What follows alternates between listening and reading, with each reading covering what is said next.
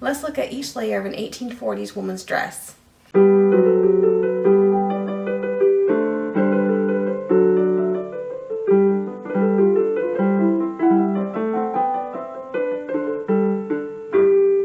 Hi everyone, my name is Caitlin. I'm a living historian who educates other living historians by teaching old-fashioned sewing skills and copying original garments. If you are a returning viewer, thank you so much for coming back. If you're new here, hi, welcome. I have been doing living history for over 12 years at this point. I keep a small collection of original garments, mostly from the mid-19th century, by which I help educate how things are put together. And I also do try to do a lot of research outside of other museums, although I'm not a museum professional. I do get to look at collections, and then I can also use those garments to help teach others how to make reproduction clothing with authentic techniques. So we are continuing our deep dive into the 1840s today. This is a year-long series that we are taking little facets of 1840s life to help build an impression, as we say in living history. We have already discussed how to do primary research as well as some sources for primary research. We've discussed fabric choices in the 1840s. We have discussed finding and drafting our own patterns. We have made 2 dresses so far at this point, and we have also discussed how to take your outfit and adapt it per class, like working class or middle class or upper class. And I know we briefly went into the layers an 1840s women would wear, as well as their purpose and what they looked like when we did things such as the patterns and then the fabrics. But I felt like we could use a really deep dive into the layers today. This is going to be an extremely long video, or at least I think it's going to be an extremely long video, just based on the script that I have in front of me. So we will see how long this is. Hopefully it's not terrible. I'm going to try. I am not the best at the editing and the whole YouTube side of things. I know I've been doing this for 5 years, okay? I get it. I'm not very technologically savvy, and so I will attempt to put markers in the video about each section. So like footwear would be its own section, and underwear would be its own section, and dresses could be its own section. That way, if you're interested in just one part, you can watch that part and it'll be easier for you to find it. But also you can like take it in chunks if you need to take it in chunks, because I have a feeling this will be quite long. I will, in the middle or possibly between each section, depending on how long this is, we took in a cat who we thought was a kitten, ended up being pregnant and having kittens. We have 4 kittens now, and I like showing kitten tags. So there's one right here.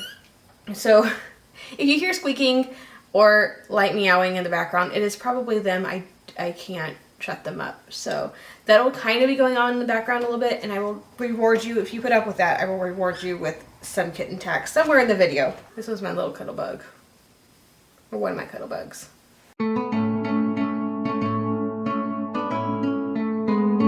So we're going to start with footwear. Stockings will be the first thing.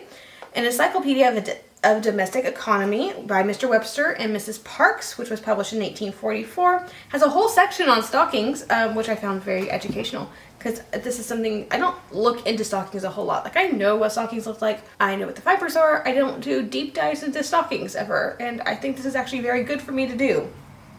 So, quote, "Stocking knitting or weaving is a distinct art from cloth weaving, the manner of combining the thread being essentially different in the two. In the stocking fabric, instead of 2 threads, the warp and the woof," which would be the weft, we do call that the weft. Woof is a period term.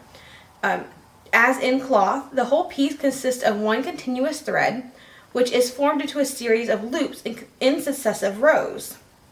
And the loops of each row are drawn through those of a former row. Although the stocking loom has in great measure superseded the use of knitting needles, the latter are not entirely laid aside. And stockings knitted by hand, though generally less beautiful in appearance, can be more depended upon for durability as well as for accurate fitting. Knitting also furnishes a useful occupation to many people whose situations where it would be difficult to find other employment. All hosiery is to be judged by the fineness of the thread and the closeness of the texture, which in the case of stockings especially may be partly appreciated by weighing, as it were, the articles in the hand. In ribbed stockings, a deception is sometimes practiced against which it is necessary to guard. The spaces between the ribs, which ought to be formed by an inversion of the stitch, contains no stitch at all, but an open range of threads pervious to weather and utterly destitute of durability. As the ribs of stockings exposed to sail are necessarily almost in contact, the fault cannot be detected without introducing the hand and opening the tissue, when it will be instantly apparent and indeed will exactly resemble the flaw caused by a dropped stitch in the stocking in wear. In cheap cotton stockings, the feet are often cut out and sewn together, but these seams invariably hurt the foot." End quote.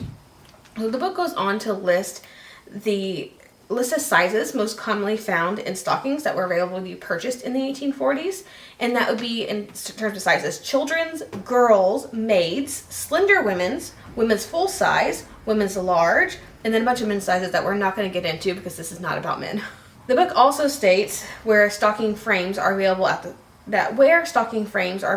store, stockings can be made to any size. So suppose if you lived in an area where you actually had an actual hosier, I think it's hosier, or not a mercantile or a general store that brought in such items, but you actually had like a stocking loom and an actual person who knew what they were doing, then I guess you could get custom stockings, which is kind of cool. And now comes the part that I think is the most useful to us: the types of stockings and what colors they are typically found.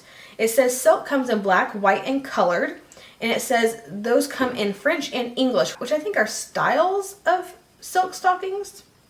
I read before that English stockings are quite long, or at least compared to German stockings, and so I think it's a style and a length thing, but that will require more research, as I could not get a definite answer on a cursory look. You can also get silk stockings with cotton feet, which also came in black, white, and colored. You can get spun silk stockings in the same black, white, and colored. Silk socks, which are shorter than stockings usually, came in black, gray and white. So cotton stockings came in white, black, and colored, and you can get cotton socks in the same with the addition of an unbleached cotton color, which apparently you couldn't get in any of the other styles or fabrics. In worsted, or your basic wool stockings, you could get them in white, black, colored, or speckled, which I am going to have to consult with a historic knitter because I am unsure if speckled would be similar to our flecked yarn today. If it is, it would be another term for, I think it's pronounced chinny or chinny wool, which is yarn that was dyed alternately. It's like a quarter or a half inch. They're like speckles almost. That would be each, like the white and the color would each be about a quarter or a half inch long. So, and then clouded wool, so it's basically the same thing, but it's 2 or 3 inches in each color. So I can find 1840s references to both clouded and, I'm going to pronounce it shinny. I don't know any better. I'm sorry, I spend a whole lot of times reading things, but no one ever talks to me in person and tells me how to pronounce these things. So I apologize if I'm saying that wrong. But I can find references in this time period for shinny and clouded wool, but only one for speckled wool, and only one other reference for a speckled stocking. And so I'll just put a pin in that. If I ever come across more information, I'll put a pinned comment down below. Other than worsted, other types of wool stockings would include lamb's wool, which came in black, white, and colored, and also Shetland, which is very fine and very soft, but no colors are mentioned. One could get lamb's wool and worsted yarns mixed together, but again, no colors are mentioned. Angola and Vigonia stockings came in black, white, and colored as well. And I cannot find any other reference to Vignonia stockings, but Angola, which apparently, according to 1841's The Scientific and Literary Treasure, a new and popular encyclopedia, combines worsted and cotton in such a way that the stocking is warmer than just wool or cotton alone. All the health books of the 1840s rave about Angola stockings, especially for children and infants. One could also get wool socks in the same kinds and colors as stockings. There was also a fleecy hosiery, which was an extremely warm fabric, having the outside smooth and the inside with a fleecy nap. One could also get gauze hose, which are very thin and worn under silk stockings and were made of cotton and worsted, which is a type of wool. And so there's quite a large variety of stockings for folks in the 1840s. I have found the striped or plaid stockings were not used as much in the 1840s. They were more of an 1850s thing, so I would avoid that. And this is an era before synthetic dye, so I would choose colors and shades which were easily had in natural dyes in that particular fiber.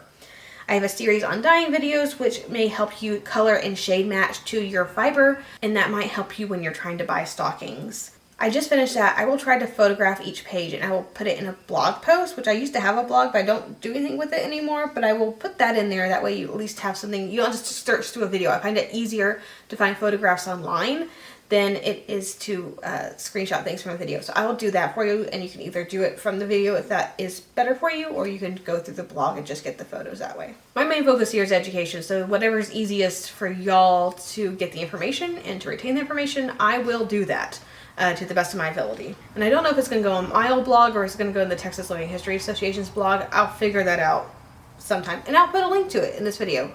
That's a not today Caitlin's problem.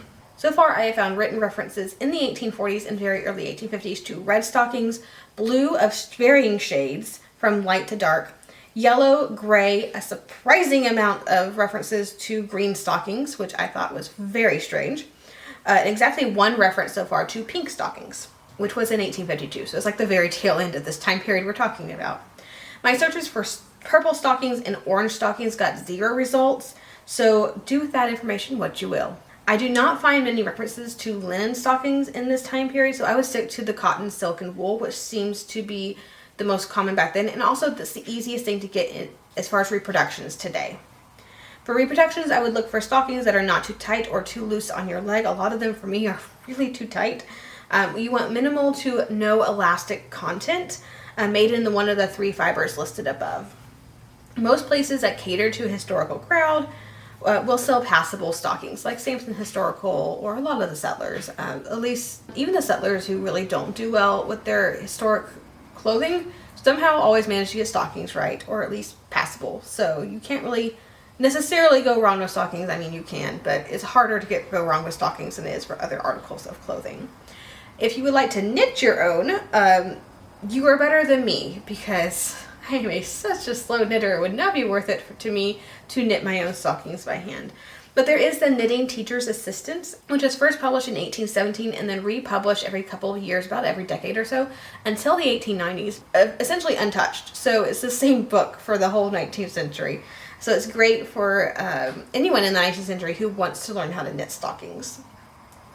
The 1881 version is available online. As far as I can tell, it is a word-for-word copy of the 1817 version, because I have a reprint of the 1817 version, and I've kind of done cursory. I haven't read them side by side, but I've done glances, and it seems word to word to me. So do with that what you will.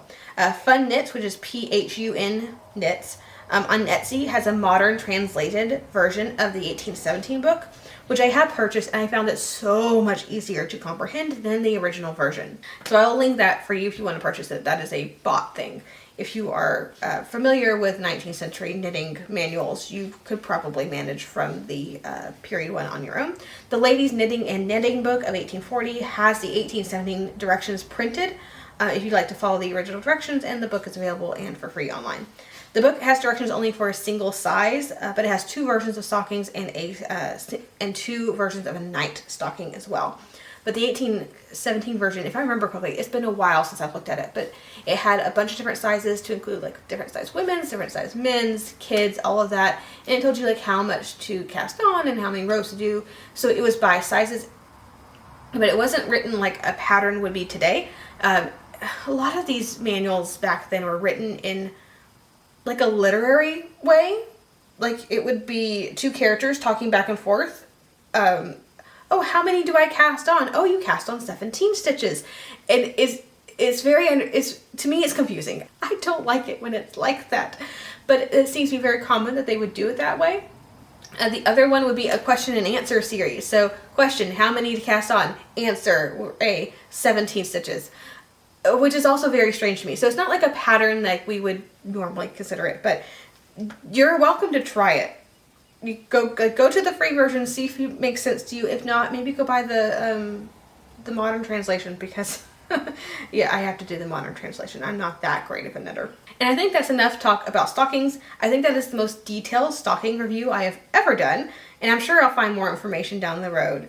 After you watch this video, especially if it's been some months or years past August 2025, do check in the comments for a pinned comment that I will put any updated information for you.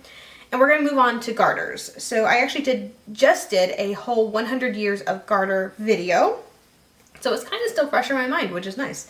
Knitted garters done in a fingering weight wool or lace weight yarn, wool yarn again, would be the most common knitted variety. A good garter stitch, just back and forth with the knitting stitch, Makes an excellent easy garter for a beginning knitter. You can't really mess them up. In fact, most period knitting books actually describe this plain knitting as knit as you would a garter. So apparently that's just how garters often were made. Other directions for a plain knit don't say plain knit. They may say knit like a garter, which is just funny to me again, or they'll just say like knit forward every row. As far as I can tell, any period color and shade of wool yarn would be appropriate for garters. The Workwoman's Guide, which is 1838 and then republished a couple of times into the mid 1840s, so it is appropriate for our time period, has directions for a knitted garter. You can also do garter with a basic 1-to-1 rib stitch, where you knit one, purl one for modern directions. That would be knit forward, knit backward in period terms, or knit one, seam one. The practical companion to the work table in 1844 includes a very basic ribbed garter directions. Well, kind of basic. It does say to do it in double knitting, which is where you're knitting 2 layers of fabric at once. If you've never done double knitting, it's okay. You don't have to do the double knitting, but it's 2 layers of knit fabric kind of attached at the ends, essentially.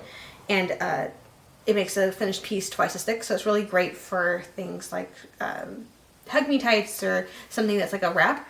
I don't know why they were doing it in garters, but most garter directions are not in double knitting, so you don't have to do that. But it's a fun thing to do if you would like. It's not a hard concept, it just takes some brain power. If you're new to knitting and want to give it a try, I would 100% suggest starting with garters. Do a very simple knit stitch one from the Workwoman's Guide. It'll be a great place to start. Do be careful with knitted garters if you have pets, because they are like strings. Cats and playful dogs will want to play with them, and like a lot of small articles, can become lodged in the digestive tract.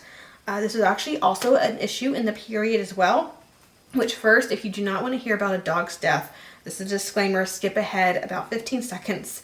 But volume 5 of the veterinary record, published in 1849, has a case study of a King Charles Spaniel where the poor thing passed due to a knitted garter that got stuck in its intestines. And that would be true with just about any garter, as they are small. But something just to be aware of if you have curious critters around the house. Just make sure that things are put away and that you know where things are. I had a scare the other day because I made a set of garters, or I made a garter, and I put it down for like a week. And when I went to go make the other one, I couldn't find it. I eventually did, but it kind of freaked me out for a while because I had read the story, and now I'm thinking, I have like so many pets in the house and I think I just killed one. We were fine. And it's in the sewing room, which I usually don't go into unless I'm in there. So I would have noticed them chewing on a garter. But yeah, just be very careful with that. If you do not care for knitted garters, you can do leather garters. Leather garters would be an option. And I'm sorry, I have no extents to show you for that. I've only found references, or written references, to garter sellers of sheepskin garters on the streets of London in an 1851 magazine, which said these sellers are almost extinct, but one could get garters from the street sellers for a pence a pair. So these leather garters would likely include a buckle of some sort, which a period buckle, and I've seen images of buckled garters from the 1820 to 1840 time frame in both silk and then the spring steel elasticized type garters. So you can see the buckles and what they looked like. In the 1820s and 1830s, cross-stitch garters done in wool or silk with silk ribbon ties would be popular, but I can't find any references to them in the 1840s, but they would be unobtrusive in my opinion. In the late 1840s, starting around 1848 or so, you can start doing some elastic type garters. The first style is basically those spring steel elasticized garters, but instead of spring steel, it's a strip of knitted elastic, of silk knitted elastic. The fact that you see those so quickly, as soon as elastic becomes commercially available, tells me that the spring steel garters were likely still around. So although I can't find any 1840s extents, I would say they'd be unobtrusive.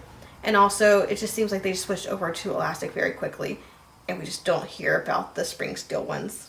The spring steel elastic garters from like the 1830s and all that, you can find embroidered and cross stitch, usually silk or wool yarn, almost always, on a single needlework canvas with a very tiny gauge, think like 20 to 24 count gauge. That would be how many holes per inch there would be.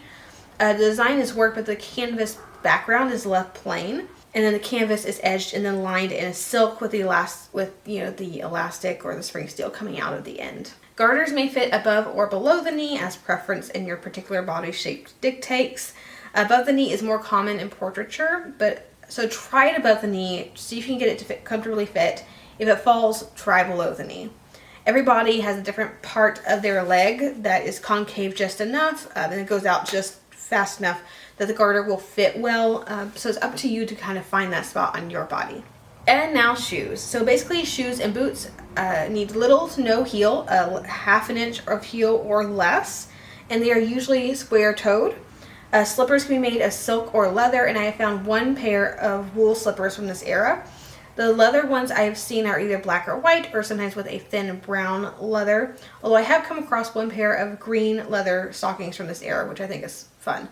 The silk ones I have seen in just about every color of the rainbow, including one or two brocaded or embroidered silk slippers.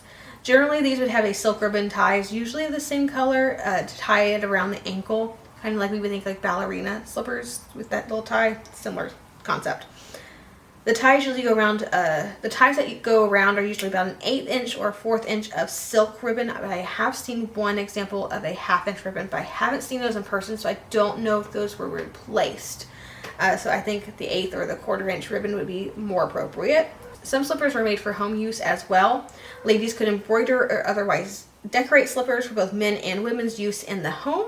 Shoes ending around the ankle were possible in pure leather or wool with leather foxing or leather bits at the toe and the heel usually. That bit of foxing kind of just protects that shoe and the extremities, so where you usually get wear on a shoe would be the toe or the heel, and the leather is a little bit more durable than fabric, so it just makes sense that you would put a little foxing there. It just makes it wear better and last longer. These shoes often tied in the center front of the shoe.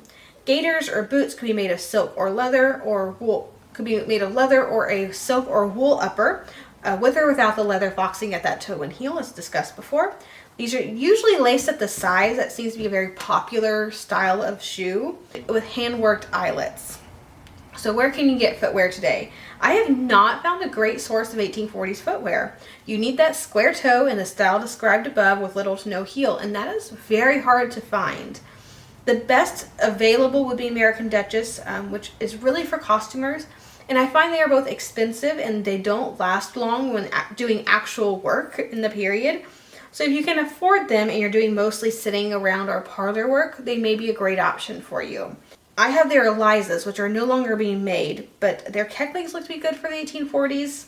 They likely have machine done eyelet, which is unobtrusive in my opinion, but if you'd like, you can also overwork those by hand to make it look even better. There have been some low heel square toed leather boots from Walmart, which would work in a pinch if you can find them. But there are, to my knowledge, no makers for great 1840s accurate shoes. Made completely historically accurately with no modern cuts or materials or anything like that. I'm not aware of that. There used to be an Italian Etsy maker who looked like he did good work. I could not speak to the quality because I never purchased from him, but I don't see his shop anymore. Now here adventurous, we can dip just outside our 1840s time frame and we can go to 1855 and get ourselves a reprint copy of Every Lady Her Own Shoemaker. It just tells you how to make your own shoes, and I love that book. And I've made some of my own shoes with that, mostly just slippers and then baby shoes. I haven't worked my way up to actual women's shoes yet. But you can get a reprint of that from Amazon Dry Goods, and it has templates and patterns and the directions. It's a fantastic resource, and I, again, myself have made some slippers from the patterns and the directions in there. And that's all I have for shoes because I am not the most knowledgeable shoe person. So if you have any more resources for 1840 shoes, please put in the comments below.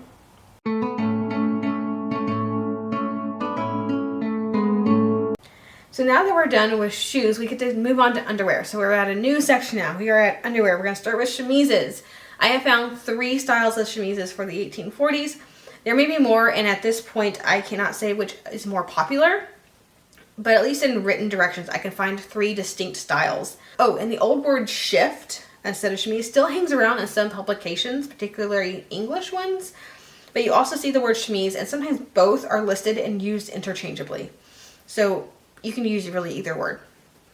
So first style is basically the Workwoman's Guide shift, which is an earlier style, but it shows up in 1840s sewing manuals.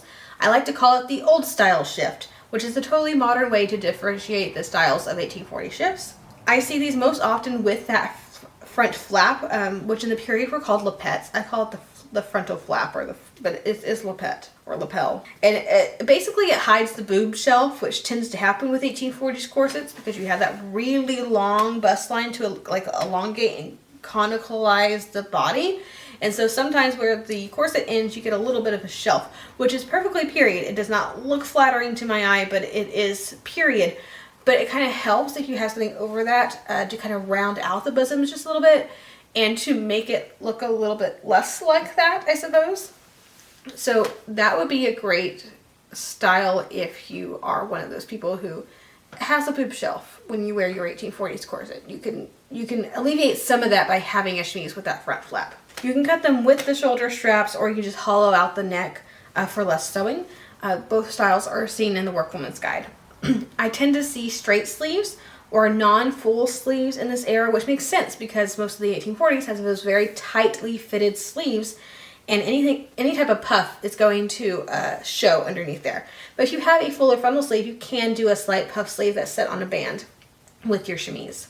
The second style I see in the 1840s would be what I call the square yoke chemise. Sometimes there's front and back bits as well. Sometimes the front and back bits, as well as the shoulder pieces, are cut as one, and other times the shoulder pieces are separate. So there's like a band here, a band in the back, and then a band on each shoulder, basically. Usually this style buttons on the front with 1 to 2 small buttons, just right at the center front on the yoke itself.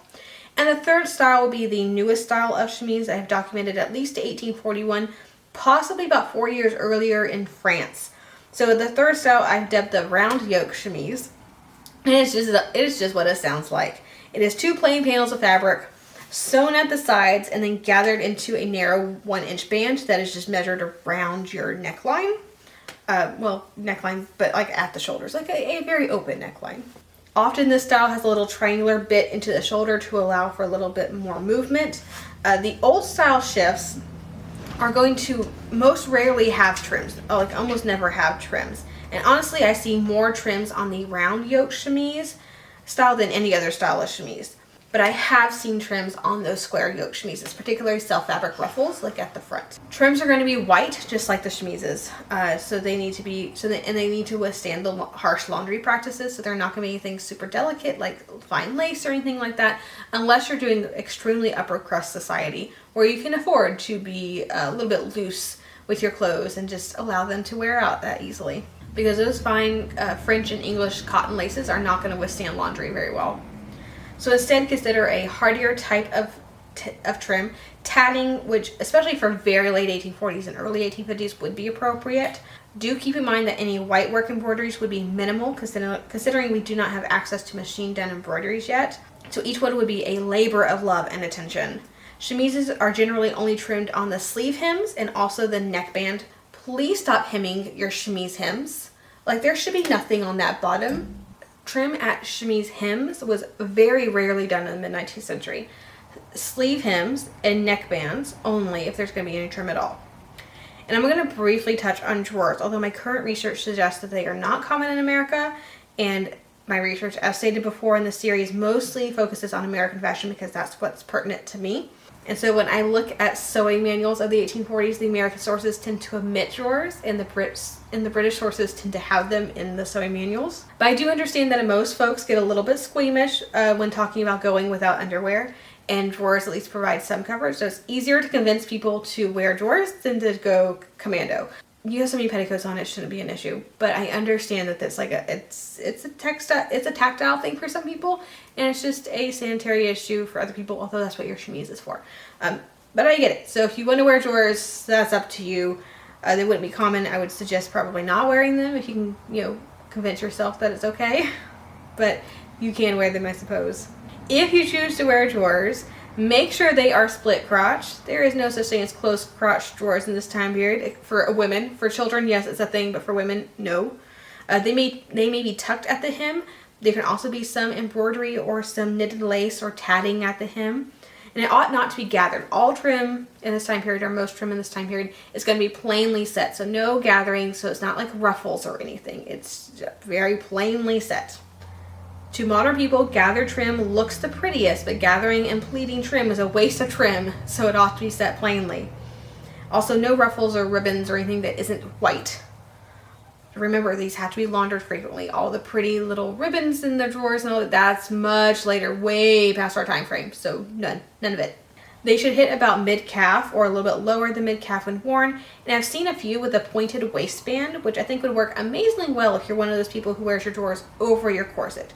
Which, yes, that is an option. So in my getting dressed videos, I show the way I get dressed, which is perfectly appropriate. But there's other ways you can do it. You don't have to do it my way. So you can do drawers first, then chemise, then corset, which is what I do. You can do chemise first, drawers over top, and then your corset over top. Or you can do chemise, corset, and then drawers over top. In which case that little bit of a V waistline would work really well, so you don't have any poofing above your corset, and your very long V waisted bodice will fit better. Again, I am a chemise corset with no drawers type of girl, but if you want to wear drawers, those are your 3 options essentially. So now let's talk corsets. So technically, the front opening busk that we know on corsets today has been patented in the very late 1840s. But being patented means almost nothing. So now we get to the point of the video where I get to go on a long tangent about patents and their misuse within research. So this might take a little bit. All patents show you is where technology is in its development in a particular time and place. Patented does not mean sold or available to the public. Patented likely only means a single prototype. Just because something was patented does not mean anyone will be owning or using it beyond the patenteer or patenter. For example, I looked at patents from 2010, which is 15 years ago. And did you know that someone patented a banana suitcase? It is literally a little suitcase designed to hold a single banana. 15 years ago that was patented, and it's still not a household item. There may be a dozen or so out there, but who here can actually say they own one or know someone who owns one? And again, 15 years ago, and that's still not a household item. Another thing that was patented in 2015, so 10 years ago, was a flatulence deodorizing pad, which claimed to filter and store a day's worth of body odor, so you don't see people using those, now do you? There may be an odd one here and there, but 99.9% of people aren't using one, and most folks have never even heard of such a thing. Some patents do take off rather quickly, but it seems as though the front opening corset busk is not one of those things for whatever reason. Now I think it should have taken off immediately, but from what I can tell, it really did not. So although technically patented, it may once in a while pop up in fashion plates, extant corsets or original corsets do not show that front opening busk until the mid to late 1850s. And even then, I have seen circa 1860 corsets without the front opening busk. So what does that mean? That means that we're still stuck with the stupid wooden bust down the front. I'm sorry, I didn't make the rules. I wasn't back in the time period to make sure things went off at the appropriate time. That makes our lives easier. I'm sorry. That's just the way it is.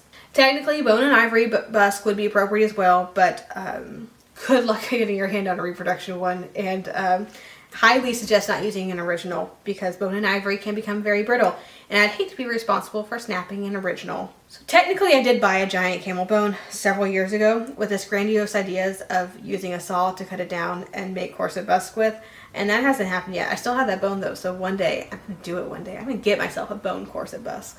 But the wooden ones are available and they are fairly cheap, so it's a good place to be. Side support at the corset can be in form of cotton cording, similar to like a sugar cream or a cookies and cream yarn, sugar and cream or a peaches and cream yarn. But most corsets would have boning, typically whalebone, known as baleen. Steel bones were also available, and the ones we get today are plastic coated to prevent rust, which is considered acceptable for living history use because getting just plain steel corset bones is, as far as I know, none of the corset suppliers I know carry that sort of thing. So the white plastic coated ones are considered acceptable. Corset supply stores often do sell a German plastic whalebone, which is plastic but it's made to mimic whalebone and is very comfortable and acceptable alternative to real baling, which is illegal now. You may use the 2-piece metal grommets in the back for the lacing, or you can use bone eyelets, which you can find reproductions made of actual bone on Etsy. Mackenzie Schultz sells them on her her pattern line is fig leaf. So if you search fig leaf patterns, her Etsy page should pull up, and she sells those. Corsets are most often done in cotton and silk. White was the most popular color, and we are starting to see corsets without the shoulder straps. The more boning we have, the less those are needed, so they kind of disappear. And the waist of the 1840s is quite long. I did make one a couple months ago. As long as it can comfortably be, and the long gussets in the front make the bust appear smaller, and also the torso a little bit more elongated, as we discussed before, to create that fashionable shape without really changing your body too much. A properly fitted corset should be comfortable, and you should be able to bend and move in it without too much resistance. After the corset, you will need skirt supports to help floop out those skirts. Yes, we're talking about petticoats. Your primary petticoat should be between 85 and 110 inches in circumference. So that's all the way around the bottom of your petticoat. And it should reach about mid-calf or a little bit below. We're using panels of fabric in this time period, so it's not one long strip of fabric that we cut at the selvage. It's panels cut to size. And however many panels you need to get that 85 to 110-ish inches in diameter. And again, reaching about mid-calf or a little bit lower. The vast majority of these petticoats are going to be in white cotton. After the period, there's a particular type of cotton known as long cloth, which we can no longer get today. But regular old white cotton or Pimatex or premium muslin should do just fine. If it's cold, your primary petticoat could also be a quilted one with cotton or wool batting, made of silk, cotton, or wool, and lined with cotton. Or you could have a wool flannel petticoat. That's also appropriate and also a lot less work than a quilted petticoat. But a good old white cotton petticoat is going to work for most situations. The waistband should be about your waist size, but it should close with buttons and hand-done buttonholes. Sometimes in 1840s petticoats, the waistband again ends in that V, like we talked about in the drawers, and that's just to reduce bulk. So those long V bodices sit nicely and don't flip up or make you appear pregnant, as sometimes they will do with a lot of bulk there. So if you're going to do a V-waisted dress, highly suggest a V petticoat. It just allows the fullness to sit at skirt length as it ought to and not where your bodice starts. A lady would wear between 2 to 4 petticoats on average, according to diaries, laundry lists, and period literature, etc. Each petticoat should be a little bit wider and longer than the last petticoat that was worn, with the final petticoat being about 1 to 2 inches above where your dress hem will sit. So around ankle length or slightly or below ankle length, somewhere around there. If you are working around fire or a lot of water, I do suggest a wool petticoat as your final petticoat, as wool is both flame resistant and water resistant. So it is so much safer. In the period, it was often suggested that for work, one could just cut down an old dress skirt to wear as a petticoat. So if you have, say, a period print, but only a skirt, you could potentially cut it down to make a working petticoat. Or if it's an extremely full skirt, you could perhaps finagle yourself not only a petticoat, but maybe also an apron or a sunbonnet as well. For white petticoats, feel free to leave them plain. You don't need any decoration. If you want a fancier petticoat, you can always add a few tucks at the hem, but don't underestimate the beauty of a plain white petticoat with a deep hem. Avoid ruffles or tiered petticoats. Those aren't typically seen. If you're doing a more upper class impression and want a fuller skirt, you can always add a corded petticoat or a white cotton petticoat with a yarn-like cord sewn row after row after row to make the skirt stiffer and stand out. The vast majority of the period ones are going to have the cord woven into the fabric already, like you would just go to the store and buy pre-corded fabric and make yourself a petticoat as normal. We don't have that option. We actually have to sew those cords in, which is very annoying. And none of those like rope size cords, nothing that's like half-inch diameter, not a chance. You need yarn that's like sugar and cream yarn in diameter, or up to about a quarter or 3/8 of an inch in diameter as far as that cord goes. It's the biggest I've seen. And also we tend to do not as many cords as we need to do. The petticoats with the 3 cords at the bottom, absolutely no. That's not appropriate. You need to have it most of the way up the skirt and at least to knee length, and it needs to be substantial amounts of cord. So unfortunately, there's really no easy way to make one today. I hate making corded petticoats. It's one of my least favorite things to do ever. I will do almost anything except for make a new corded petticoat because I really, really hate it. Another option in the period that we don't necessarily have today would be a horsehair crinoline or a petticoat woven from a stiff horsehair. It makes quite the stiff petticoat, and that would help hold things out, but that is a difficult fabric to get a hold of today.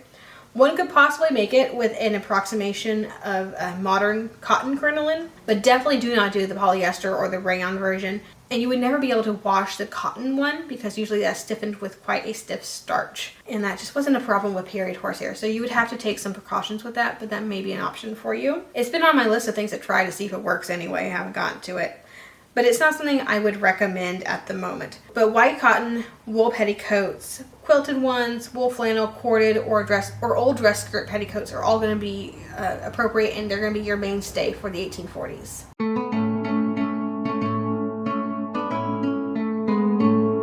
now we get to move on to dresses. So let's break down each part of a dress, starting with the skirt. Skirt lengths for the 1840s tend to be just above the floor, about an inch or so off the ground when worn.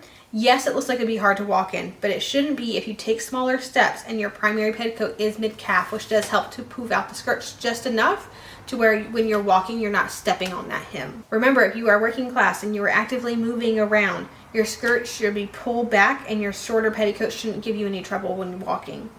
Remember, skirts are generally cut longer than they appear, and that excess, which is called turning in the period, is folded and just kept underneath the waist edge of the skirt.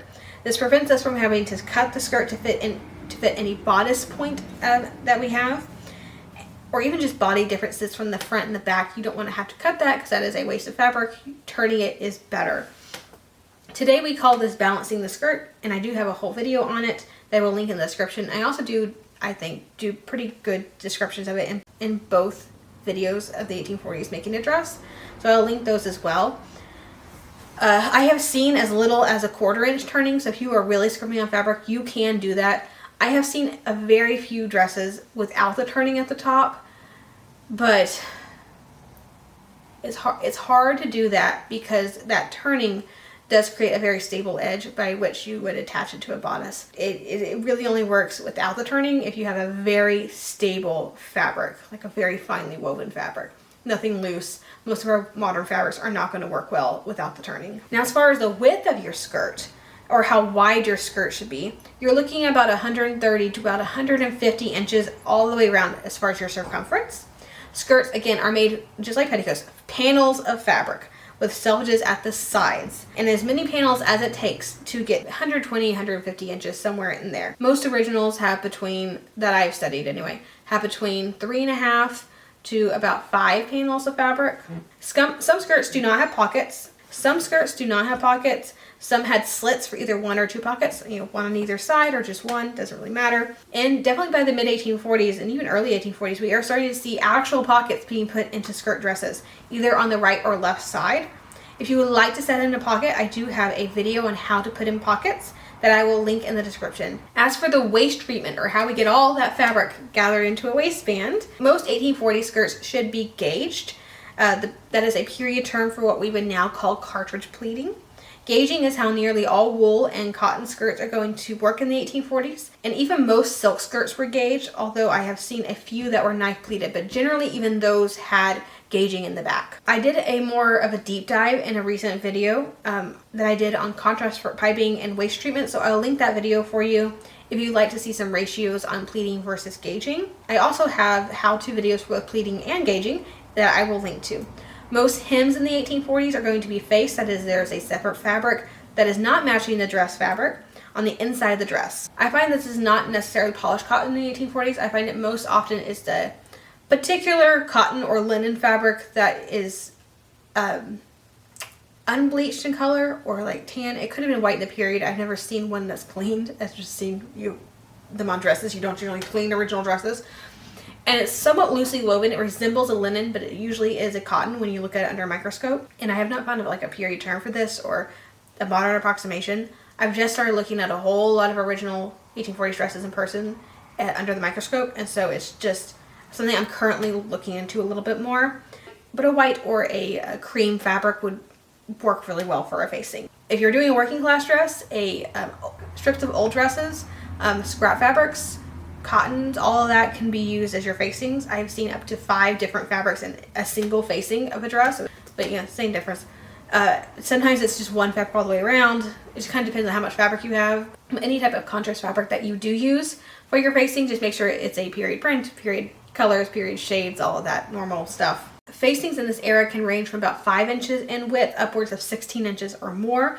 The 1840s favored the longer facings, so even on heavier wool skirts, you will find quite long facings, sometimes over a foot. The tops of these facings can be left raw as they are considered removable, or the raw edge can be tucked in to make kind of like a more finished look. Some silk skirts, and to date I've seen one wool skirt that were fully lined, but I have not come across that in a cotton skirt yet. And even then, most extant silk dresses of this time period are not fully lined. Occasionally, particularly with sheer dresses and some cotton dresses, you'll find an 1840s skirt with a self fabric hem, a basic turned hem like we see today, These are usually 2 to 5 inches in length as far as the hem goes. And you want a deep hem, especially for lighter fabrics like they had in the period. Just to help the dresses way better. It gives it a little bit more weight so it pools on the ground and doesn't like ride up on your petticoats or anything. I have not yet found an 1840s dress with hem braid, although occasionally the very late 1840s or early 1850s you'll see it, and it's just like a little bit of like 3/4 inch wool braid that is stitched at the hem for better stability, and it's usually found on silk and wool dresses. But from my research, it does not seem to be a normal thing in the 1840s. And I think that's about it for skirts. We get to move on to bodices. So the 1840s are known for extremely long waist. Part of this is the corset shape that allows you to get that elongated waist and raise the bust to make it look even longer. Other design choices that lengthen the look of the bodice can be very high darts or very full gathered bodices. These are known as fan fronts today, but when you have something that's gathered the shoulder all the way to the waist, it just kind of creates a longer look. You can mix and match the fullness of the waist and shoulders in different ways. You can do a super full waist with super full shoulders. You can do moderately full shoulders with a super full waist. You can do plainly set shoulders and a moderately full waist. Lots of different options there as far as the styles that you choose to do. You can do plainly set shoulders and plainly set waist. You don't have to do the fullness if you don't want to. So many options. Often the waistlines are going to be pleated or shirred into the waist. If there's any fullness, it's going to be pleated or like gathered, or kind of like smocking in a way, but it's like gathering. It's not as neat as smocking tends to be. The waist can be round, but they are often pointed in a V in the front, and the backs are usually round. The sides and backs are usually just a rounded waist. There's also been, in my mind, sort of weird, but it's a trend in the late 1840s now. It's had a very small bow of self fabric in the back, usually on silk dresses. I've seen it like 5 times just in pulling images for this video, and I think it's hilarious, and I've never noticed this before. So you're making an 1840s silk dress, might consider putting a tiny bow at the back waist. Shoulder seams are set back about an inch or 2 from the actual shoulder line, and the armscye or armhole is also down the shoulder by a few inches. And that just elongates the shoulders, make the shoulders look like they are long and sloping, which is a fashionable thing. Also makes your waist look smaller by comparison. If a bodice is darted, which not all bodices are, but if they are darted, it's usually going to be 2 darts on either side. Sometimes it's just 1 dart, but usually it's going to be 2 darts. I have found boning pretty much everywhere there's a point in a bodice, as it keeps the point from riding up or flipping up. And you'll also see boning in darts. You'll see it in side seams, occasionally in the center back, that sort of thing. The backs of 1840s dresses are usually plainly set, even if the front is very full. Dresses can close up the front or the back, although I find a back closing is often more done in silks and wools. Button closers are not going to be normal, I suppose, but instead you're looking at hooks and eyes or hooks and thread bars to close bodices in the front or the back, wherever you decide to close your dress. I have seen maybe 2 to 3 extant dresses with non-functioning buttons on top of a hook and eye closure, as close as actual button closures as I have seen on an 1840s dress. On evening dresses, I have seen a few with hand-worked eyelets that would just lace the bodice closed. Evening dresses almost always close in the back. There's really no front closing option for that. Evening dresses are also not to the neck like day dresses typically are, except for we did see some working class women having a little bit open neckline. But the evening ones are going to be quite low. If you do have a dress with a slightly lower day neckline or even a V or something, you could have a matching pelerine, which we will talk about pelerines in a minute. But you could have a matching pelerine with that jewel or the tight close neck. That way you can have it on or off and kind of give you a different look for that same dress. Other bodices, particularly fitted bodices, have what are called bretelles, which are little side flanges, I suppose, that are cut and sewn in the dress fabric. And they often have trim on them that, again, would match any sleeve trim. The most important thing for mid to late 1840s dresses is that the sleeves and the bodice fronts, including the linings, are cut on the bias. It is a fitting thing. It is not just a looks thing, so even solids or patterns were cut on the bias. The only exception for this would be really a very full or gathered front bodice. Those are usually cut on the front. If you had something that was full or gathered, but it was a bodice, but then you had that front overlay, as in the wool dress that we made, the overlays are usually cut on the straight of grain, whereas the bodice underneath is usually cut on the bias still. But every single plain bodice I've seen from this time period, or at least until 1848 or 1849 or so, has been a bias cut front. And let's talk about linings real quick. Dress linings are going to usually be brown or cream colored cotton, often in linen. I see a lot of linen, natural linen linings in this time period. Cotton ones are fine too. Somewhat loosely woven compared to what we usually do. Some lower class dresses you can just line in a print. Again, a period appropriate print. Kind of similar to how we do facings. It's just another way to use up scrap fabrics that you have. Some sheer dresses are not lined at all, and some, particularly the full yoke typed of bodices, will be lined in the yoke but not in the fullness of the gathered part. And in sheer dresses, linings are like stark white, not necessarily cream, because you want them to match the petticoats. You don't want to see that differentiation where the lining ends and the petticoat begins. And piping. Piping is also known as cording in the 1840s. It's a white cord or thin yarn. I've also seen it like cream colored. I've seen a couple of black cords as well, but like a thin yarn or a cord about cotton crochet size 8 or so that is put into strategic areas of the bodice for strength, basically support for the bodice. Cording goes around quite a few round edges, such as arms, eyes, necklines, and even to except waistlines, which, although they look straight, are often not straight, because bodies are weird. And piping those edges keeps those areas from stretching and causing the fabric to wear, rip, or misshapen due to the curve of the seam itself, especially when worn.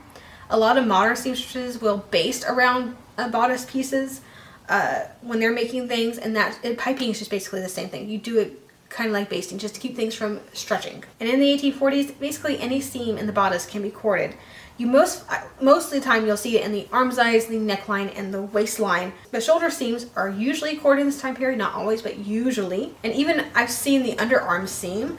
Sleeves will often have that inner seam. It'll often be corded, not always, but it can be. So if you really like doing cording, there's a lot of options for you in this time period. If you have a plain set front and a back opening dress, I've seen cording right down that center seam. And finally for dresses, we have sleeves. Most sleeves in the 1840s are going to be straight and fairly tight, but you also see bell-shaped sleeves that are wider at the wrist than at the shoulder.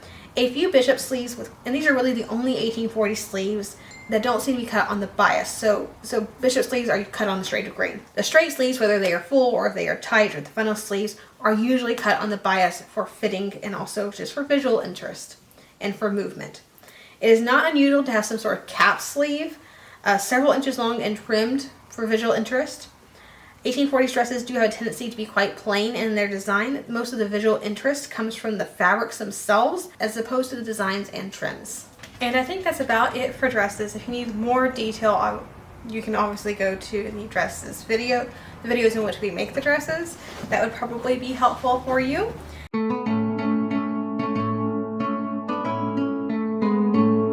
But let's move on to accessories, starting with pelerines. Pelerines are little cape-like garments, often with an inverted triangle shape, so like they'll be full on top and they kind of go in towards the waist. Again, to make the waist look smaller, it gives that elongated waist look as well.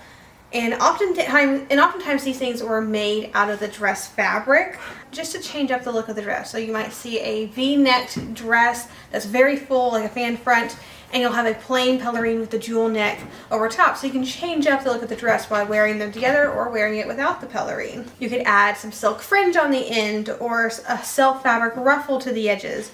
Again, you do a different neckline, all that sort of thing, just to make things look a little bit different. Pelerines could also be made out of silk or cotton lace or even a very sheer fine cotton fabric, sometimes with a self fabric ruffle.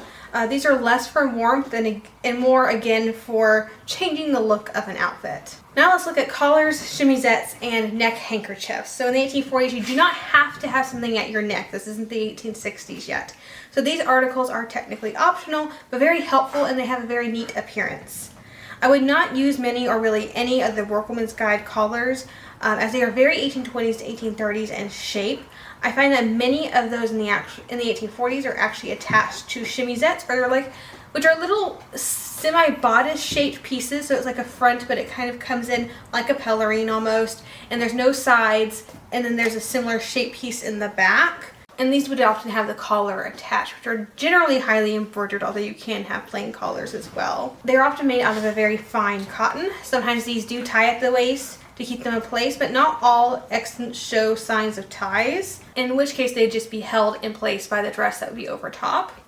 I very rarely see buttons or hooks and eyes on chemisettes in this time period. I've never seen buttons or hooks and eyes on a chemisette yet.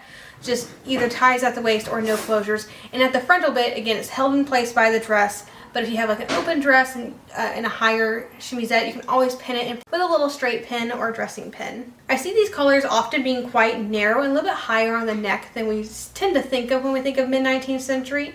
So about an inch to an inch and a half wide or so by the mid-1840s. By the mid-1850s, however, some of them are quite wide, even going to the shoulder line. So you can do like a 3-inch collar or something in the very early 1850s if you would like. These wider collars do seem to be very heavily embroidered with white work, which is very skilled work if you like to attempt it. Another trend I see in the 1840s, especially the late 1840s, would be for some silk ribbon about an inch wide or so, sometimes a little bit wider, often striped, to wrap around the neck in addition to the collar. And these would cross in the front and then pin with a brooch or something. I see this a lot with collared dresses. Another option, particularly for elderly or those who are working in dusty or dirty conditions, could opt for a neck handkerchief. These could be made of very fine cotton or cotton net, and they were usually quite large. The Workman's Guide shows them tying underneath the dress. Basically, it's like a sweat catcher to keep the dress from getting dirty as quickly. And of course, as we discussed in Looking Poor in the 1840s, all manner of print or plaid neckerchiefs could be employed while working as well, just to keep the front of the dress clean. And these are the only exception to the white-only wool for accessories such as this, because collars, chemisettes, and a lot of neck handkerchiefs were done in white. Not cream, not ecru, not off-white. They were white. And of course, you can always opt for no neck adornment whatsoever. That's perfectly period as well. Cuffs and undersleeves are also optional. Cuffs would be narrower, about 2 inches or less in width, and they are often whipped to the edge of a sleeve to keep them in place. The Workwoman's Guide has cuff directions for styles that I have seen in mid to late 1840s photographs. So with some manner of matching photographs to the pattern, one in theory could use some of those directions to make some cuffs. Undersleeves I have not found a great pattern for, but I do find that oftentimes these are cut in the same manner as sleeves, in the same shape as sleeves, just a little bit narrower. Although I do find preference for rather puffed undersleeves under the wider funnel sleeves, which I have not found a pattern for. In theory, it's more like a bishop sleeve, in which case you could draft that yourself pretty easily, just being a rectangle and all. Cuffs and undersleeves ought to be made of very fine and delicate cottons and linens in white only, never cream or off-white, as discussed with the neck adornments. And just because you choose to wear cuffs or undersleeves does not mean you have to wear a collar, or vice versa, actually. You can do cuffs or chemisette or vice versa. You can do both, neither, or either or. So either something at the neck or something at the cuffs, something at the neck and something at the cuffs, or nothing. It is entirely personal preference. But these smart white accessories are a great way to elevate the look of an otherwise plain gown to make it appear more middle class or even upper class. As we discussed in the previous videos in the series, accessories make the outfit go between the social classes a little bit more easily. Gloves and handkerchiefs. Let's start with gloves. Gloves for going out, evening wear, and etc. are going to be wrist-length, delicate kid leather gloves in a variety of colors. Black and brown are the most practical. But fashion plates in this time period do show a lot of buff or yellow gloves. There are patterns for gloves, mitts, and mittens you may find in period knitting or netting books. Just make sure that you are using the proper fibers and proper materials as dictated in the patterns, because fibers, yarn types, and needle sizes are not necessarily interchangeable in this era. This is an era where silk mitts are also appropriate for nicer impressions. These are going to be netted, not crocheted, and no modern approximations done in synthetics or even cotton are not going to work. These need to be silk. The lace designs and the modern ones are not anywhere close to period, and of course the fibers and the patterns themselves are not appropriate as well. It is always better to do without, especially with an accessory, than to use something that is vastly incorrect. Handkerchiefs are something that I see the vast majority of living historians doing wrong, and I think we can do a whole lot better. Handkerchiefs for women of the era are quite large. We tend to think of the older style handkerchief being very small, and that's great for 1940s and 1950s. That does not work for the mid-19th century. So the smallest handkerchief I have found to date for the mid-19th century will be a 17-inch square. It's a decent sized handkerchief. The Workwoman's Guide says they should be about 22 to 26 inches square. So these things are quite large. Please never use the tiny little coaster-sized handkerchiefs. Those are 1950s, and they are extremely wrong in every sense of the word. Handkerchiefs ought to be done in linen or in cotton with broad hems, and they may have some white embroidery at the edges or in the corners worked. That's fine. Not colored embroidery. That's going to be a later thing. Laces may be employed as long as they are set plainly, so no ruffling again. But plain handkerchiefs are better, and do double check that the lace design you are using, if you are going to use lace, is 100% cotton and the motifs within the lace are period. Because motifs and lace actually do change style as well. So you can have some that are more 1880s and some that are more 1840s and some that are more 18th century, depending on the motifs involved, their florals, you know, how do they look, the shapes, the sizes, the all sorts of things go into that. And I'm not necessarily the best lace person out there, but I can get pretty close and I can match some motifs. I know my 1860s laces pretty well as far as cotton laces, but I'm still learning the 1840s motifs. And do make sure that your handkerchiefs are white, not cream or ecru or anything like that, white. And if you're not carrying a handkerchief, I highly suggest you start, because those things are amazing. Handkerchiefs are the most useful little, or rather large, articles. And I can't imagine why we stopped carrying them. They are far more than snot rags, okay? You can use a handkerchief for almost anything. There's so many things you can use a handkerchief for. And again, I have no idea why we stopped using, actually I do know why we stopped using them. Part of it was because our foremothers decided to make them so small they became actually useless and no longer served a function. That's why we stopped using them, or at least one of the reasons. Anyway, far from being a snot rag, and yes, they are good for sneezing or blowing your nose into, but that's maybe like 5% of how I use a handkerchief. There's so many other options for us. So handkerchiefs to open nasty doorknobs that you don't want to touch. You can wrap a snack in there or a packed lunch in that.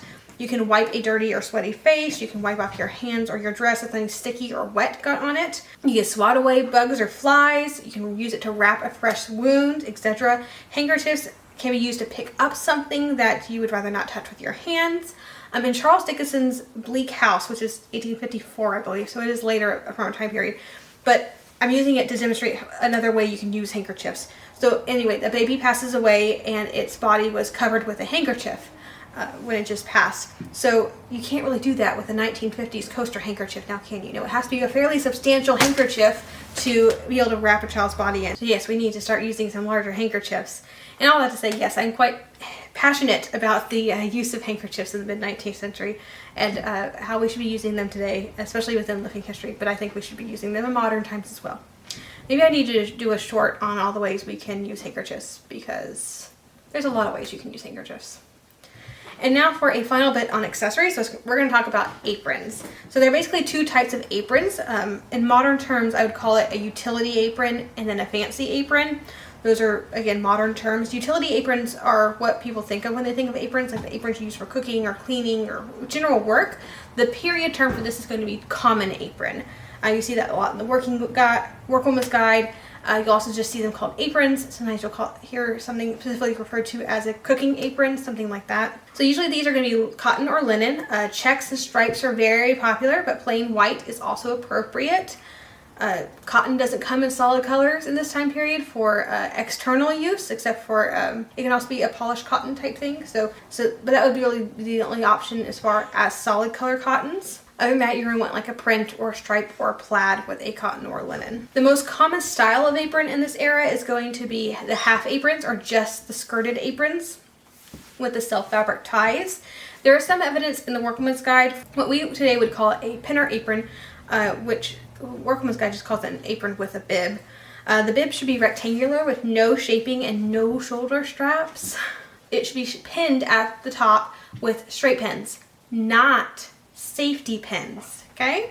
Yes, technically safety pins are patented in the very late 1840s, but we've already talked about how I feel about patents and their use within research. So even if you were doing very early 1850s, good luck finding an original safety pin design, because modern safety pins are not similar to period safety pins. Use straight pins to hold your pinner apron. You can do so correctly without poking yourself, a child, a pet, or anybody else, I promise. Please learn to do so, as there is no place within 1840s living history for safety pins, unless you happen to be portraying the exact person who patented the safety pin on this way to the patent office, but is anyone really doing that? I don't think so. Use straight pins, and if you're not comfortable with that, use a half apron. Actually, you probably use a half apron anyway, because they are way more common based on photographic and painting evidence. Please do not disgrace the 1840s by using safety pins. Let's talk a little bit further on common aprons. So the Workman's Guide will use linen or cotton twill tape for the ties. You can do so. I find most often in paintings and in accents that you more commonly see the self fabric ties like we would do today. So you can do either one, I suppose. There are some eras in which the apron strings will go from the front to the back cross and then come and tie in the front. The 1840s does not appear to be one of those time periods. I have a late 1820s painting that shows that, but other than that, all the late 1830s and 1840s and early 1850s paintings seem to have them tie in the back. So I would probably stick with that until maybe some more evidence shows up. I have not found common aprons that button in the back. I have found a few fancy aprons that button in the back, but I think ties are better for common aprons. I also do not see common aprons with pockets, so be sure to fully document that with at least 3 sources, whether it's written or extant or painting or photographs, before doing pockets on your common apron, because I have not been able to document that. Now, I have seen plenty of decorative pockets on fancy aprons, also known as dress aprons, in the 1840s. These dress aprons are often made of silk. Sometimes they are made of very fine, very sheer white cotton. These were usually decorated in embroidery, which would be white work on the white aprons, or it could be fancy silk colored embroidery on the silk aprons. They could be trimmed with fancy piping, fancy trims, facings, etc. Aprons are basically made the same in the same styles, whether they are dress aprons or common aprons. The only thing to distinguish the two would be the materials and the trim and like the fine details, essentially. And the closest thing to an apron with shoulder straps in the Workwoman's Guide would be the one that could either be a dress apron or a common apron, depending, of course, on the material itself. And it had self-fabric piping to finish them off. It wasn't particularly fancy, and again, it didn't have a bib, so there needs to be no aprons with the bib and the shoulder straps in this era. I would also just like to note here that to date I have not found any painting or photographs of any 1840s women wearing a pinner or a bibbed apron. I've only seen the half aprons to date. So at this current point in my research, I would say it would be most accurate for events to have mostly, if not all, half aprons, although a random bibbed apron or two wouldn't necessarily be wrong. And I'm also saying that if anyone has any photographic evidence of American women with a bibbed apron, I would actually really like to see it, because I can't find any evidence of them being actually used in the wild, so to speak. So we're going to move on to headwear. Caps can be basically worn by everybody, but no one has to wear a cap. This is not a time period where women have to have their hair covered, although we like to think of them having to keep their hair covered. That's really not a thing. Older women are going to be more apt to wear a cap than younger women. And I find the Workwoman's Guide has a lot of 1820s to 1830s caps. Not a lot of 1840s caps, but there are a few that could work for 1840s. Caps are usually made of sheer or very fine or semi-sheer white cotton or linen. Sometimes they are made of cotton net, and they could be trimmed with self fabric or like a little ruffle, some lace, or of course just left plain.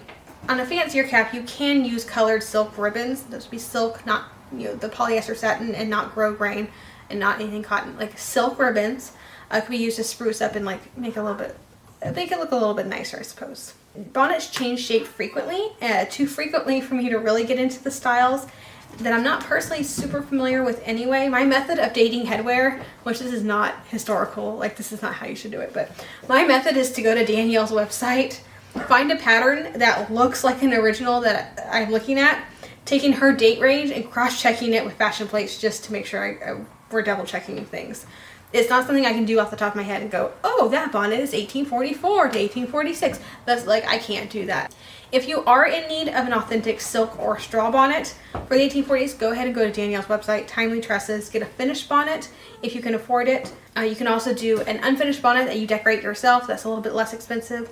You can buy just the form and cover it yourself and then decorate it yourself. You can also get a pattern or a kit. It kind of just depends on your budget level and your comfort level in working with millinery.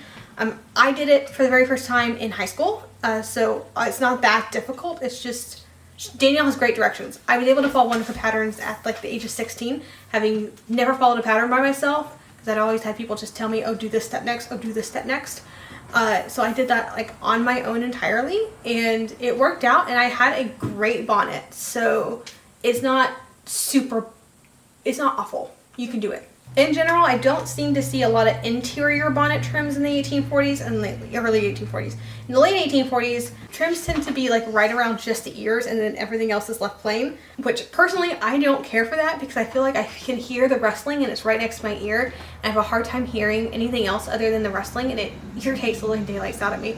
But in the early 1850s, we're seeing like trim all the way around, which for some reason doesn't bother me as much as just the flowers right here. I don't know why, but it's just one of the things I really don't like about the 1840s. And I actually do need to make a mid to late 1840s bonnets. Apparently I don't have one. I have lots of early 1840s bonnets and lots of early 1850s bonnets. Well, I say lots. I have like 2 of each. I have nothing in between there, so that needs to change pretty soon. But the shapes of 1840s bonnets in general tend to be quite plain. They don't have a lot of shaping around the head like we see in later styles of bonnets.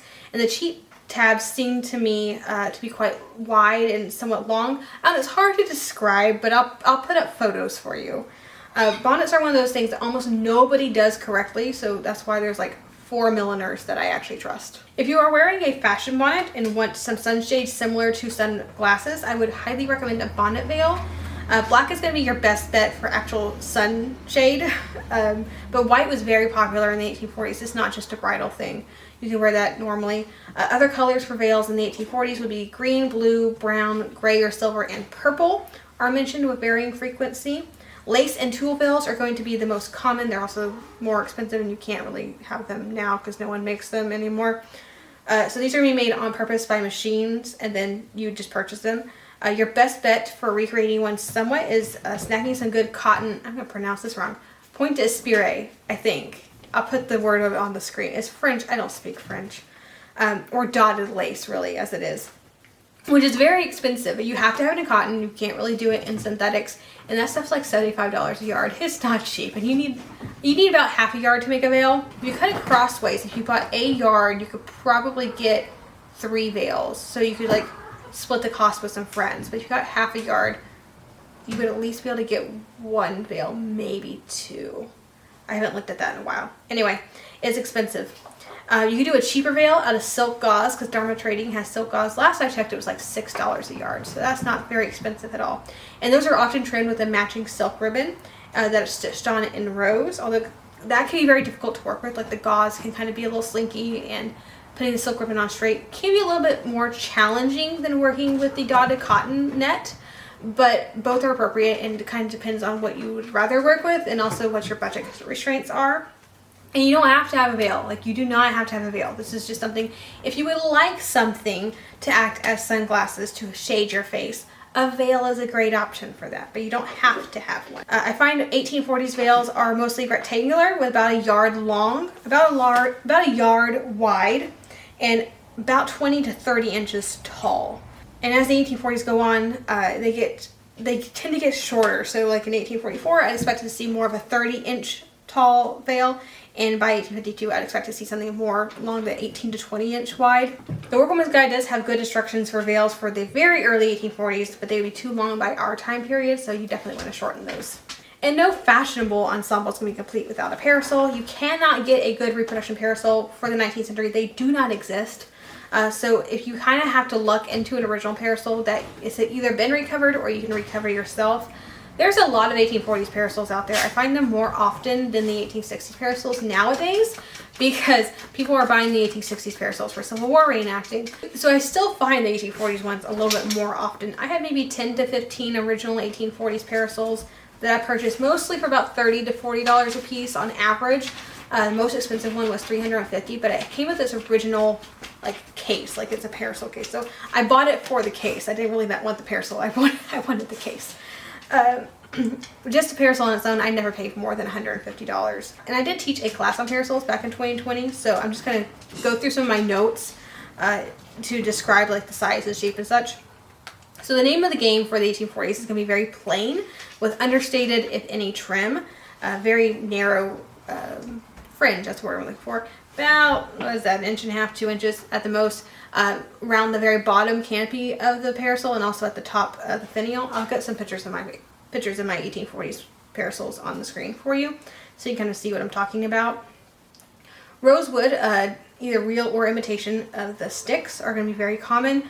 I'm also, actually before we get into any more of this, I'm going to put a diagram on the screen that I believe I made myself. I may have modified one I found online. So you see the parts of a parasol, because I'm going to say some words that you probably will need to know this. So like I said, the sticks in rosewood, usually wood, but rosewood works, are very common. You also see ones that are painted white to look like ivory or bone. You also see in the very nice parasols bone or ivory sticks as well. The handles are going to be small and they can be made of mother of pearl, bone, ivory, etc. They're often shaped like small balls, knobs, or hooks. Some of them are really quite fancy. I have one that is a greyhound or whippet, and then I have one that is like a little hand holding a bead. It's very cute. There are also more phallic ones from France that I'm not going to put pictures of, and I also don't own any. So those do exist though, particularly for our French reenactors. Parasols had finials, or the top bit of mother of pearl or ivory or bone, which are short at first, but they go quite long as the decade goes on. The shape of the canopy will vary from shallow dome to more of an inverted saucer, although pagodas are seen occasionally. The diameter of a canopy in the 1840s is going to range in that 24 inches to 32 inches in diameter, getting smaller as the decade rolls on. Popular colors are going to be brown, black, and green. Fabric choices vary by year. Pekin, which is a striped or figured silk, was very popular in 1843, but satins, either plain or with a patterned border, were very popular in 1844. 1846 saw parasols of moirés and brocades, and in 1847 parasol covers began to be cut with curves instead of between the rib tips rather than a straight hem or a selvage, which had been used mostly before. And this fashion continues well into the 1850s. Parasols are starting to be lined. In 1849, we see the first lace parasol cover in the form of a guipure lace, but it wasn't very popular apparently. The metal ribs are patented that same year, 1849, but not commonly used. So most of them, or if not almost all parasols, are going to have the baleen or the rattan cane ribs. Subtle but elegant is how I describe 1840s parasols. You find 1840s parasols both in the folding variety and also in the straight or non-folding variety, although it's a lot easier to find the folding parasols today, and those are nice because you can fit them into a pocket or you can carry them in your lap in a carriage, so there's a little bit more convenient for most folks. And let's briefly talk about sunbonnets. I will direct you over to Marna Davis's Etsy page if you'd like to find a pattern. I find 1840s sunbonnets to be made out of silk or cotton, and the front brims are almost always cut on the bias, which differs from 1850s and 1860s sunbonnets. The curtains are shoulder length or a little bit longer, and I see 1840s sunbonnets being corded. In fact, I have not personally seen a slat bonnet from this time period. I'm pretty sure they exist. I just haven't seen one, and that's something I need to go look for now. And for the final bit of headwear, we're going to talk about hoods. I'm going to direct you to Anna Warden Bowersmith's Etsy page for hood patterns. She knows far more than I do about hoods, so I'm just going to defer to her. There are pumpkin or wadded hoods, which I never really liked the look of, but they are certainly the warmest because they're going to have a lot of cushion there to keep you warm. I got to study an original a couple months ago. It was just generic mid-19th century. I don't know if it's really 1840s, but yeah, I got to study original, so I purchased Anna's pattern for the wadded hood, and I'm working on that later this year. There are hoods that look like sunbonnets, there are quilted hoods, etc. There's so many hood options.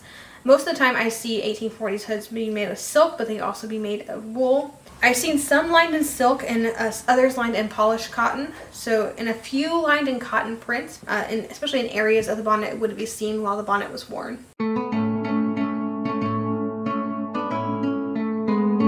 And our last section is going to be outerwear. And this is probably the section I am the weakest in, because I live in Texas where it does not get very cold very often. So I don't have a lot of cold weather things. I don't study cold weather things as much as I really ought to, because it just doesn't come across as something I need usually. But I'm going to try to give at least a basic overview, and maybe one day we can come back and just do a whole video on 1840s outerwear to really flesh this out. So we're going to start with shawls. Shawls in this era are going to be square, are often square, about 60 inches to 60 inches on average, but I've seen some that were 55 inches square. I've seen others that are 72 inches square. So there's a huge range, with about 60 inches being the average. These are folded into a triangle for a double layer of warmth. Another option would just be a triangular shawl, although they don't seem to find these very common, but the Workman's Guide does mention you can either make the square shawl or the half shawl, which would be the triangular shawl. Another option would be a double wide shawl or a rectangular shawl, which is about twice as long as it is wide, and you fold it first to make a square and then you fold it into that triangle. So it's like a 4-layer shawl, which is very warm. There are also smaller versions of the rectangular shawl, kind of used as a just a wrap almost, and you see that a lot in very early 1840s especially, and sometimes into the mid 1840s. Shawls for warmth ought to be made of silk, wool, or a silk wool blend.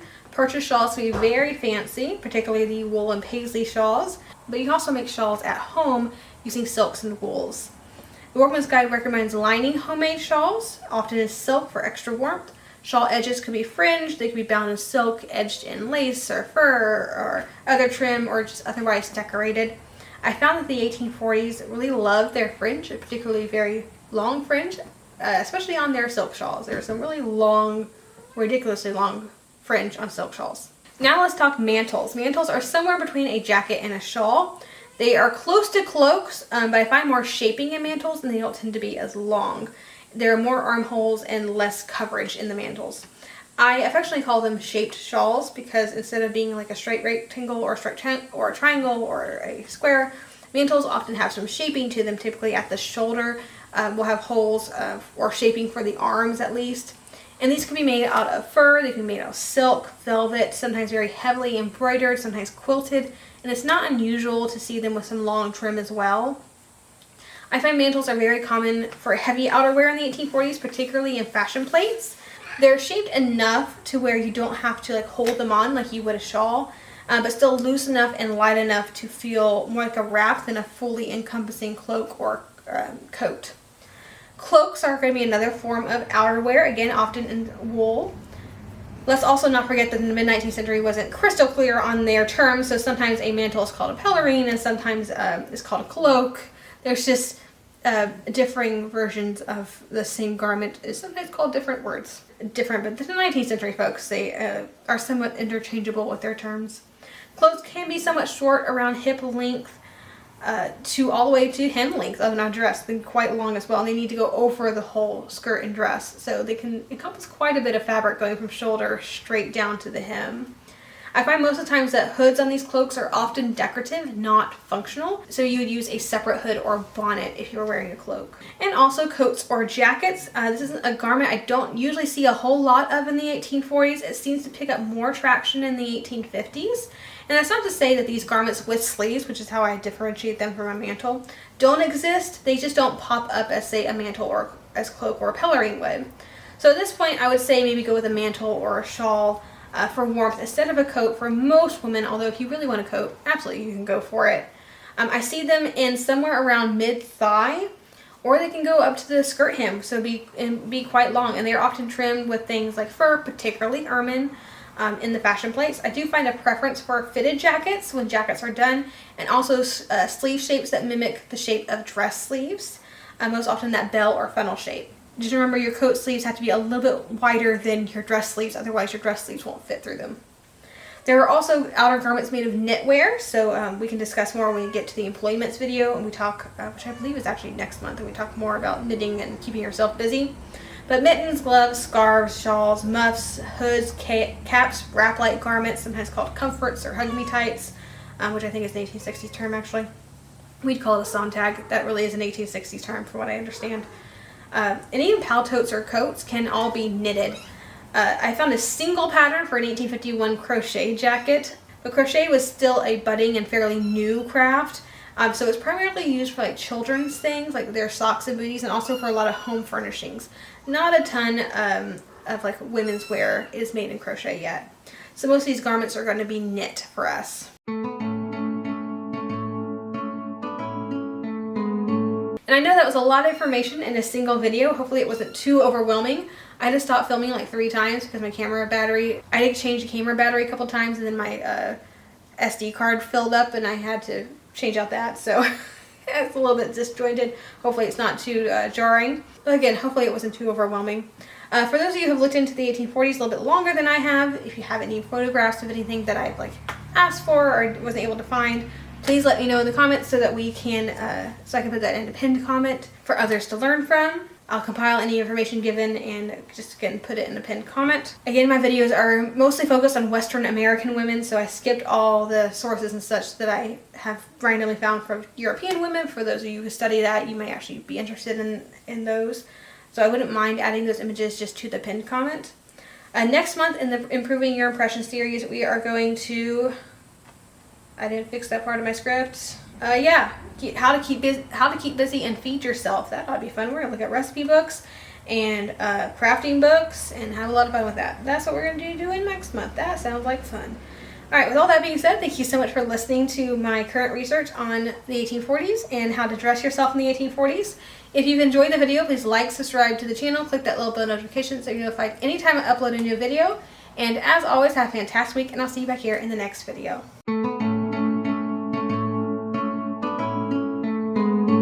You gonna sit on my chair? Hi, Cayenne. Say hi, everybody. Hi. And there's the little mama cat with all 4 babies. She's like a third of the size of Cayenne. Who actually does like the kittens. There's all 4 of them. They're getting so big. So there's a black and white one. And there's a gray one. And we have 2 tabbies. One of them has a lot of white on her and the other one does not. He looks like his mom.